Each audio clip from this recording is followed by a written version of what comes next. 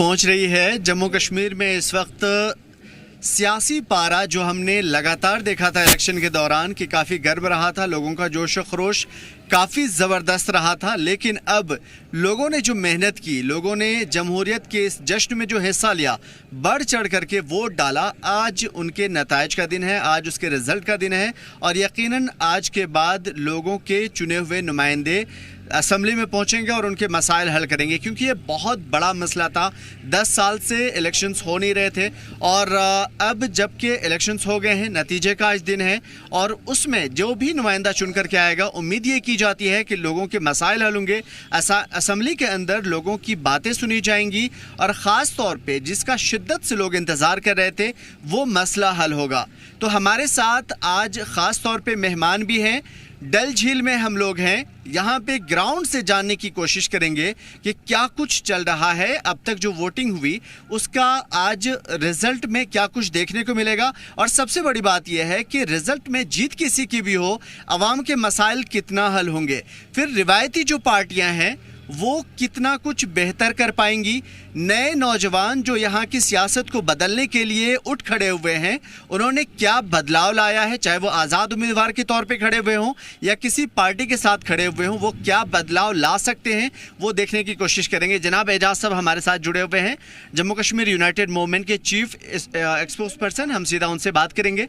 जनाब एजाज साहब बहुत बहुत शुक्रिया इस प्रोग्राम में आमंत्रित करने के लिए। और आज बहुत बड़ा दिन है जम्मू कश्मीर की, मैं कहूँगा तारीख़ में 10 साल बाद यहाँ पे इंतखाबात हो रहे हैं और लोगों की आवाज़ अब सुनी जाएगी इंशाल्लाह। एंड होप कि आज हम इस डल झील में आज का मौसम ही मैं कहूँगा विटनेस कर रहा है। अभी क्लाउडी मौसम था, इससे पहले बहुत तेज़ हवाई चल रही थी यहाँ इस डल झील में, सो दैट हम कैमरा भी नहीं पैन कर पा रहे थे अपनी ओर।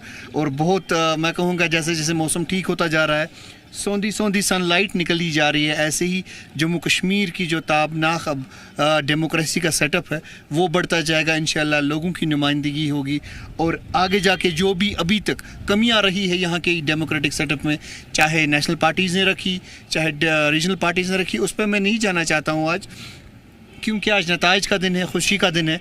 एंड आई होप कि ये खुशी का दिन आइंदा जम्मू कश्मीर की तारीख़ में एक सुनहरे अल्फाजों में लिखा जाए और जो भी आज कामयाब होके आए, we welcome that in the legislative assembly of Jammu Kashmir. और चाहते हैं कि लोगों की नुमाइंदगी हो, यहाँ के मसले मसाइल की हल हो, एक पॉपुलर गवर्नमेंट बने और ये वही जन्नत बेनज़ीर बने जिसका जहांगीर ने और शाहजहां ने अपनी तारीख़ में, मुग़लिया हिस्ट्री में ज़िक्र किया था। बिल्कुल, क्या लगता है आपको कि डल झील की ये खामोशी और ये तेज़ हवाएं इस बात की ओर इशारा कर रही हैं कि आने वाला तूफ़ान आवाम के जोश के ज़रिए जो हमने वोटिंग के दौरान देखा था, वो आने वाला तूफ़ान आवाम के लिए होगा और यकीनन एक ऐसा तूफ़ान होगा जहां पे लोगों के मसाइल हल होंगे, असेंबली में उनकी बात सुनी जाएगी? देखिए आमिर भाई, मैं तूफ़ान की बात नहीं करूंगा, वायलेंस की बात नहीं करूंगा। अगर हम कोई ऐसा कोई लुगात ले ले जिससे खुश आइंदा और लोगों को मलहम लगाने की बात हो तो बेटर वही रहेगा। एक रेवोल्यूशन कह सकते हैं कि लोगों का रेवोल्यूशन ने जम्मू कश्मीर की हिस्ट्री में इतनी ज़्यादा वोटिंग की, इतनी ज़्यादा बुरे हालात देख के भी, इतनी ज़्यादा जो जहनी हम-आहंगी सेंटर के साथ है वो ना हो के भी एक डेमोक्रेटिक इंडियन कॉन्स्टिट्यूशन पे विश्वास रख के बाहर निकल के वोट किया। और इस सेटअप पे मैं कहूँगा कि एक विश्वास रख के आगे अपना मत दिया ताकि उनकी राय सुनी जाए, उनके लीडर आगे जाए और असेंबली में उनके मसलो मसाइल हल हो। ये बड़ी बात है। जिस तरीके से लोगों ने वोट किया है, आपको क्या लगता है कि उनको, लोगों को उम्मीद है कि उनके मसाइल हल हो पाएंगे, असेंबली में उनकी बात सुनी जाएगी? अरे obviously this legislative assembly is meant for we can say the menial issues, चाहे वो बिजली के हैं, हेल्थ केयर के हैं, एजुकेशन के हैं, पानी ना होने की, पानी की स्कैर्सिटी। मैं सबसे बड़ी बात कहूँगा, जम्मू कश्मीर में जो कई दहाइयों से हमारे साथ भेदभाव किया गया वो किसी ने नहीं किया, अलबत्ता वो यहाँ के लीडर्स ने किया, यहाँ के रीजनल पार्टीज़ ने किया।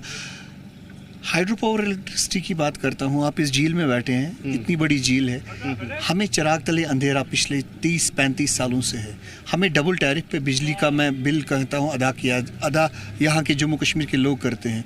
तो ये बहरान नहीं है, ये मुसीबत नहीं है जम्मू कश्मीर के लोगों के लिए। तो क्या है, अब नई आवाज़ें उठी in the shape of independence, जो कि फैसला कुन आज अभी मैं कहूँगा अर्ली लीड्स में भी ऑलमोस्ट 10 से 11 सीट्स पे मैं कहूँगा ये जो अपने इंडिपेंडेंट्स है वो आगे जा रहे हैं। तो ये एक चेंज की वेव जो है ये नज़र आ रही है, जो कि इससे पहले भी हमने पार्लिमानी इंतखाबात में बारामूला हो या लद्दाख हो उसमें देखी थी, और अब इंशाअल्लाह ताला लेजिस्लेटिव असेंबली में भी नताइज के बाद इंडिपेंडेंट्स की एक कसीर तादाद होगी, जो कि गवर्नमेंट फॉर्मेशन में भी मैं कहूँगा कि आगे जाके बढ़ चढ़ के एक किंग मेकर के तौर पे, किंग चेंजर के तौर पे आगे हमें हेल्प कर सकती है। बिल्कुल, जो चीज़ें यहाँ के लोगों को, ख़ासतौर पे जो छोटी जमातें हैं या इंडिपेंडेंट है, उनको एक बड़ी शिकायत है कि रिवायती पार्टियों ने उनके लिए कुछ नहीं किया।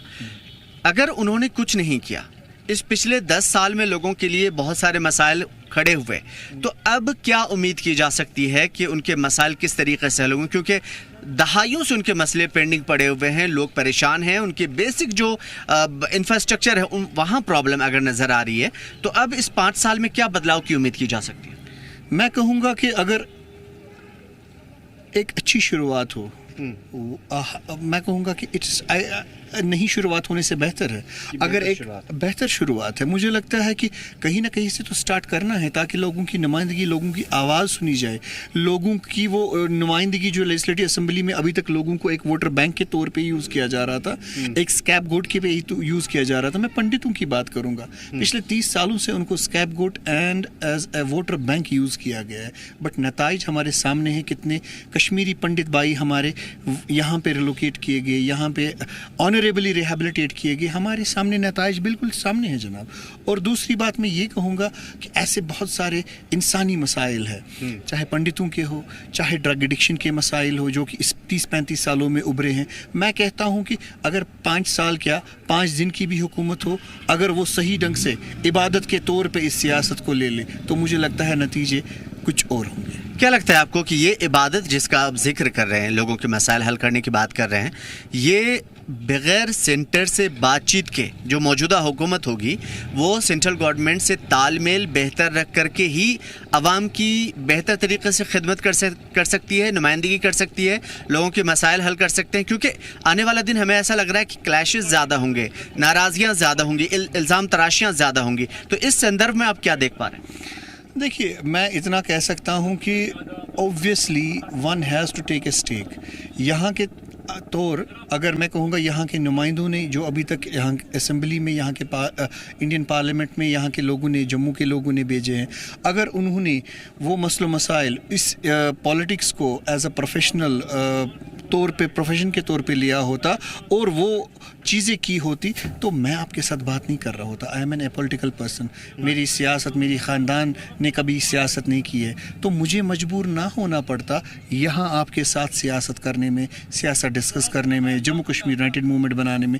अगर हमारी रिवायती पार्टी, चाहे वो NC हो, चाहे वो कांग्रेस हो, चाहे वो भाजपा हो, पहले जनता पार्टी के तौर पे मानी जाती थी जम्मू कश्मीर में या हिंदुस्तान में, या फिर कोई और लेफ्ट विंग पार्टी हो, बस इतना ही मैं कहूँगा कि one has to take the cue in his hand and has to start a long journey with a single step.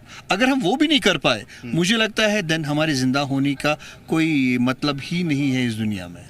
देखिए, आपने जो चीज़ें कही, जैसे JKUM की बात की आपने, अभी AIP नई उभरी है, उसके पहले भी हमने बहुत सारी पार्टियां देखी है, लेकिन कहीं ना कहीं एक बड़ा इल्ज़ाम कहिए या फिर लोगों के मसाइल के हल करने की बात ये पार्टियां तो करती हैं, लेकिन कहीं ना कहीं प्रॉक्सी मानी जाती हैं या फिर इल्ज़ाम लगाया जाता है, ABCD कहने की मानी जाती है, और ये कहा जाता है कि BJP गवर्नमेंट ने इसे खड़ा किया है वादी के अंदर ताकि एक बड़ा बदलाव लाया जा सके, क्योंकि वो इसे हटाने की तौर, यानी कि रिवायती जो पार्टियां हैं उन्हें हटा नहीं सकते, इस वजह से इनडायरेक्टली उन्हीं में से कुछ लोगों को खड़े कर रहे हैं। जिस तरीके से एक नौजवान आप हैं, आप पॉलिटिकल बैकग्राउंड से नहीं आते, लेकिन आप खड़े हुए हैं इन लोगों के सामने में सीना सुपर होकर के, और बड़ी उम्मीद है कि JKUM या AIP या दूसरी जो पार्टियां हैं, JKAP या फिर पीपल्स कॉन्फ्रेंस या फिर दूसरी जितनी भी पार्टियां हो सकती हैं, वो एक बड़ा किरदार अदा करेंगी किंग मेकिंग में, क्योंकि इस मर्तबा की सिचुएशन वैसे ही देख पा रहे हैं हम।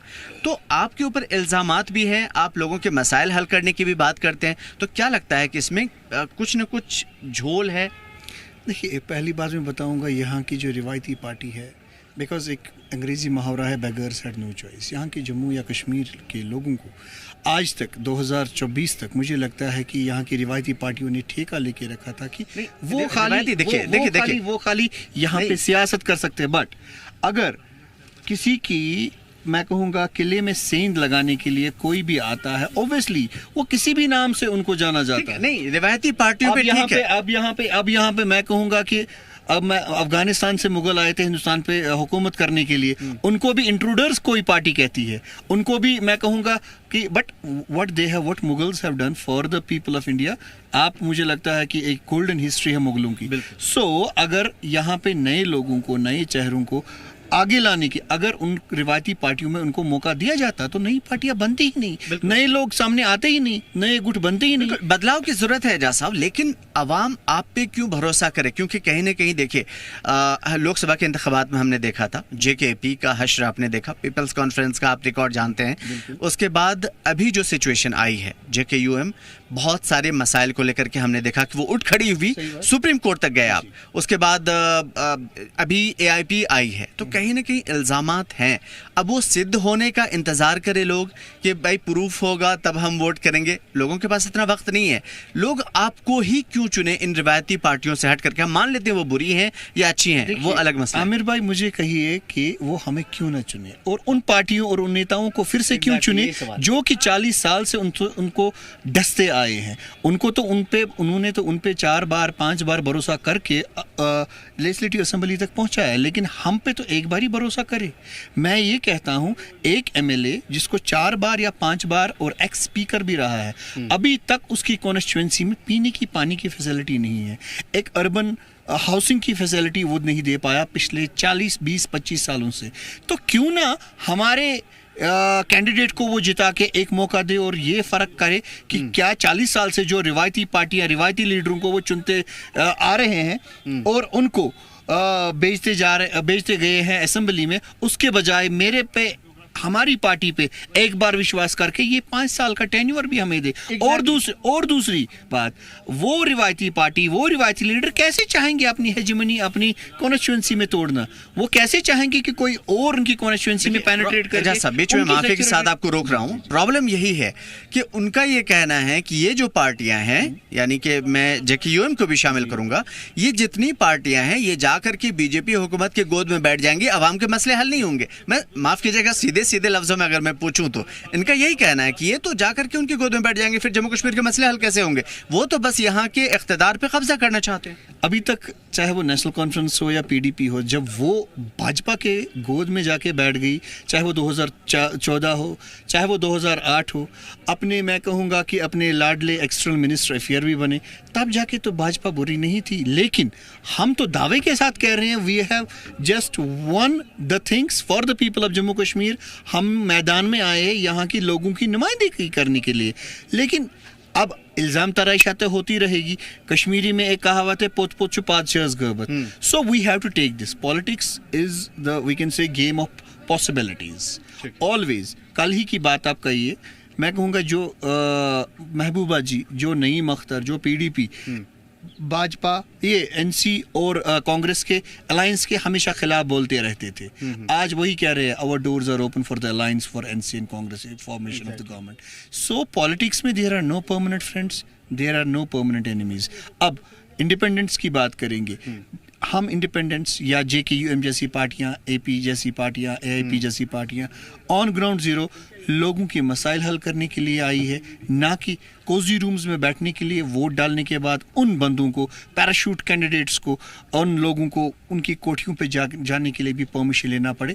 हम उन पार्टियों, हम उन इंसानों में से नहीं। ठीक है, आवाम के मसाइल को लेकर के आप उठना चाहते हैं, उनके मसाइल को हल करना चाहते हैं। सवाल ये है कि ये जो बड़ी बड़ी धुरंधर पार्टियां हैं, मजबूत पार्टियां जो सदियों से यहाँ बरसों से चली आ रही हैं, वो तो आपको असेंबली में आपको कुचल करके रख देंगे, उसका सामना कैसे करेंगे आप? देखिए, मैं कहूँगा कि अगर ये देख के, ये सोच के हमने सियासत स्टार्ट की होती तो हम इस मकाम पे इतनी कम मुद्दत पे ना पहुँचे होते और इन किलों में सेंध लगाने में कामयाब नहीं होते, जिन किलों में आज तक मुझे लगता है कि यहाँ कोई सोच भी नहीं सकता था कि इन बंदों को भी कोई चैलेंज कर सकता है पॉलिटिक्स में, in at least Jammu and Kashmir, Jammu Kashmir में। तो यानी कि अब चूंकि 10 साल के बाद इलेक्शन हो रहा है और असेंबली का चुनाव, हम देख पा रहे हैं कि लोगों का जोश जुनून काफ़ी ज़्यादा था, जिसकी जो मिसाल है वो पूरी दुनिया में दी जा रही है। क्या लगता है आने वाला कल जम्मू कश्मीर का कैसा देख पा रहे हैं? इंशाल्लाह मैंने पहले ही इस बातचीत की शुरुआत ही उस बात से कही थी कि सुबह सुबह जो यहाँ पे क्लाउड्स हमारे जम्मू कश्मीर में हमारे डल लेक के ऊपर हॉवर कर रहे थे और अब सौंधी सौंधी जो सनलाइट निकल रही है, मुझे लगता है नताइज को और दिन को जैसे जैसे आगे बढ़ते रहेंगे ऐसे ऐसे इंशाल्लाह ताला वो हॉवरिंग क्लाउड्स भी चले जाएंगे और नई तारीख लिखी जाएगी गोल्डन और सुनहरे अल्फाजों में, और आगे जाके एक नया जम्मू कश्मीर, एक सुनहरा जम्मू कश्मीर हमारे सामने होगा। भले ही किसी भी की भी गवर्नमेंट बने, we want the resolution of issues of Jammu Kashmir, the people of Jammu Kashmir, और यहाँ के लॉन्ग पेंडिंग इश्यूज़ जो है that shall be resolved at the earliest with the help of Indian parliament and with the help of legislative assembly of Jammu Kashmir. बिल्कुल। अब कुछ नए सवाल पैदा होते हैं। सवाल इस वजह से भी पैदा होते हैं कि अगर बीजेपी की हुकूमत बनती है, जैसा कि इस वक्त आप देख रहे होंगे अपनी स्क्रीन पर, कि क्या किसकी बढ़त है, कौन पीछे चल रहा है, और शायद 4-5 बजे तक ये क्लियर हो जाएगा। तो किसी की भी हुकूमत बने, बीजेपी की अगर हुकूमत बनती है तो ये छोटी जमातें किन के साथ जाएंगी, आज़ादाना तौर पे रहेंगी, या फिर अगर रिवायती पार्टियों की हुकूमत बनती है तो फिर इनका अगला कदम क्या होगा? क्योंकि जम्मू कश्मीर में ये मसला नहीं है कि हुकूमत किसकी बने, मसला ये है कि लोगों के मसाइल को हल कौन करेगा, और सबसे बड़ी बात कि लोगों के मसाइल को हल करने की ताकत किसके अंदर देख पा रहे हैं। क्योंकि जाहिर सी बात है कि एलजी की हुकूमत, एलजी के अंदर पावर बहुत ज़्यादा है। पावर जब तक स्टेटहुड का यहाँ पे नहीं मिलता, रियासत का दर्जा बहाल नहीं किया जाता, तब तक असेंबली में कितनी चलेगी आपको मालूम है। तो आने वाली जो भी हुकूमत होगी, चाहे वो बीजेपी की हो या फिर अलायंस की हो, अभी फ़िलहाल हम लोग नताइज को देख पा रहे हैं, तो उस हिसाब से हमें नहीं मालूम कि किसकी हुकूमत बने। लेकिन फिर भी अगर किसी की भी हुकूमत बनेगी तो आप लोगों की स्ट्रेटेजी क्या होगी उनके साथ तालमेल बैठा करके लोगों के मसाइल हल करने के लिए? देखिए, इससे पहले भी आमिर भाई आपने कहा है कि हमें दिल्ली से तालमेल बिठा के ही जो भी हुकूमत आएगी, चाहे नेशनल और कांग्रेस की आए, चाहे भाजपा और या किसी और गठबंधन की आए, उनको सेंटर से तालमेल बिठा के ही यहाँ पे हुकूमत करनी पड़ेगी। और दूसरी बात, तब जाके यहाँ के मसाइल हल हो सकते हैं। Nobody is untouchable in the politics as we know. और सेंटर में और यहाँ की पार्टियों की बात करूँगा, अभी तो अर्ली लीड से आगे आगे जैसे दिन बढ़ेगा तो नताइज सामने आते रहेंगे। जो बिग हेड्स है, they are going to rule today. I bet this, big heads are going to rule today for the people of Jammu Kashmir. और जो कसीर तादाद में यहाँ के लोगों ने, मैं कहूँगा, वोट दे के यहाँ के कॉन्स्टिट्यूशनल, यहाँ के डेमोक्रेटिक सेटअप पे विश्वास रखा था, आप देखिएगा दिन डलते डलते आपको मेरी बात याद आएगी कि एक बड़ी डिफरेंस नज़र आके आएगी, और वो लोग आगे सामने आएंगे जो कि लोगों की वाज़ियाना तौर पे नुमाइंदगी करेंगे। मतलब आपको लग रहा है कि जो आज़ाद उम्मीदवार खड़े हुए हैं ये बड़ा चेंज ला सकते हैं? बिल्कुल सही बात आपने कही, और यही बात मैं कहते आया हूँ हर किसी डिबेट में आपके, independents are going to make a difference in this election. And उन रिवायती पार्टियों को भी उनके पैर पकड़ने पड़ेंगे ताकि वो उस पावर कॉरिडोर्स में रह पाए, उन कोजी रूम्स में रह पाए जो कि अभी तक वो रह रहे थे, मतलब रहते हुए आ रहे थे। अगर मान लीजिए ठीक है, अगर इस मरतबा आज़ाद उम्मीदवार बड़ी बढ़त बनाते हैं, एक अच्छा खासा वोट लेकर के आते हैं, तो अगर नेशनल कॉन्फ्रेंस या बीजेपी दोनों में से किसी एक को साथ लेकर के चलने की ज़रूरत पड़े तो आज़ाद उम्मीदवार किस रुख अपना चेहरा लेकर के? मुझे लगता है कि जैसे मैं अपनी party Jammu Kashmir united movement की बात करूंगा, we have a secular face. तो यहाँ जम्मू कश्मीर में हमेशा मजहबी हमआहंगी हो या डेमोक्रेटिक सेटअप को फोकियत देने की बात हो, मैं कहूँगा हमेशा यहाँ के लोग, यहाँ के नेता, यहाँ की पार्टियों ने उसी डेमोक्रेटिक सेटअप को फोकियत देने की सोची है और आगे बढ़ने की सोची है। गांधी जी का भी यही कहना था, I have seen the ray of hope from Jammu Kashmir. So I think कि यहाँ की independents will face and will support, मुझे लगता है द डेमोक्रेटिक सेटअप, और जो ये सेक्युलर फेसेस गवर्नमेंट है, they will help that to get formed in the Jammu Kashmir. बिल्कुल। तो ये देखना काफ़ी ख़ास होगा कि हुकूमत किसकी बनती है, ये भी देखना काफ़ी ख़ास होगा कि आज़ाद उम्मीदवार या छोटी पार्टियां कितना असरअंदाज होती हैं इस नताइज पर, और सबसे बड़ी बात हुकूमत के फॉर्मेशन में इनका किरदार कितना अहम होगा, ये देखने वाली